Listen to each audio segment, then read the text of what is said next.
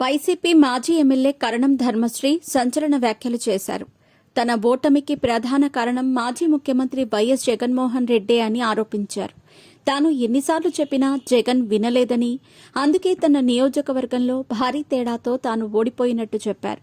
గత 5 ఏళ్ల పాలనలో ఎన్నో తప్పులు జరిగాయని, వాటిని సరిదిద్దుకోకపోవటం వల్లే ఎన్నికల్లో ఘోర పరాజయాన్ని మూటగట్టుకున్నట్లు కరణం ధర్మశ్రీ వెల్లడించారు.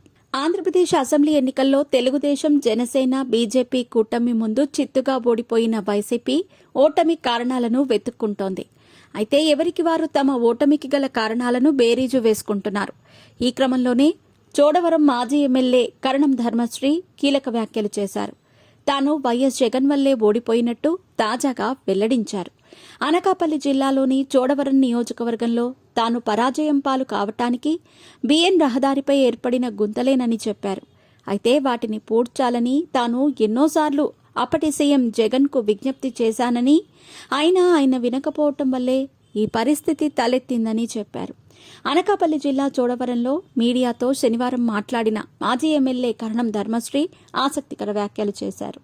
చోడవరంలో తన ఓటమికి ప్రధాన కారణం బిఎన్ రహదారిపై ఉన్న గుంతలేనని చెప్పారు. అయితే బిఎన్ రహదారికి మరమ్మతులు చేయాలని, ఆంధ్రప్రదేశ్ ఎన్నికలకు ముందు అప్పుడు ముఖ్యమంత్రిగా ఉన్న వైఎస్ జగన్మోహన్ రెడ్డికి ఎన్నిసార్లు చెప్పినా వినిపించుకోలేదని తెలిపారు. దాని ఫలితంగానే చోడవరంలో భారీ ఓట్ల తేడాతో తాను దారుణంగా ఓడిపోయినట్టు వాపోయారు. ఆ బిఎన్ రహదారి కోసం తాను సొంతంగా 2 కోట్ల నిధులు వెచ్చించి అభివృద్ధి చేసినట్టు తెలిపారు. అయినా తనను ఓటర్లు అంగీకరించలేదని వివరించారు. ప్రస్తుతం అధికారంలోకి వచ్చిన నారా చంద్రబాబు నాయుడు నేతృత్వంలోని కూటమి ప్రభుత్వం ఆ డబ్బులను తిరిగి తనకు ఇస్తుందో లేదో కూడా తెలియదని కరణం ధర్మశ్రీ ఆవేదన వ్యక్తం చేశారు. 2019 నుంచి 2014 వరకు గత 5 ఏళ్లలో అధికారంలో ఉన్న వైసీపీ ప్రభుత్వం పాలనలో కొన్ని తప్పులు జరిగాయని కరణం ధర్మశ్రీ తాజాగా అంగీకరించారు. అయితే వాటిని గుర్తించి సరిదిద్దుకోవటంలో విఫలం కావటం వల్లే ఆంధ్రప్రదేశ్ ప్రజలు వైసీపీని తిరస్కరించారని పేర్కొన్నారు. తప్పులకు పరిష్కారం వెతక్కపోవటంతోనే ఎన్నికల్లో ఓటర్లు తమకు ఓటు వేయలేదని చెప్పారు. పరిపాలనలో వ్యవస్థాగత వైసీపీ ప్రభుత్వం చేసిన తప్పిదాల కారణంగానే ఓడిపోయామని తీవ్ర ఆవేదన వ్యక్తం చేశారు. అప్పుడు తెలుసో తెలియకో చేసిన తప్పుల కారణంగా ప్రజలు తమను అధికారం నుంచి దింపేశారని వెల్లడించారు.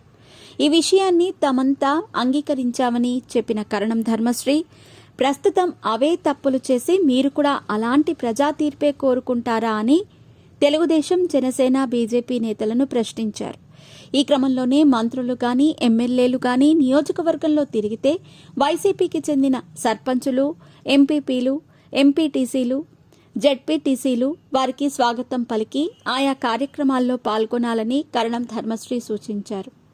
ఒకవేళ ఆ కార్యక్రమాలకు ఆహ్వానం ఇవ్వకపోతే వెళ్లటం, వెళ్లకపోవటం వారి ఇష్టమని చెప్పారు.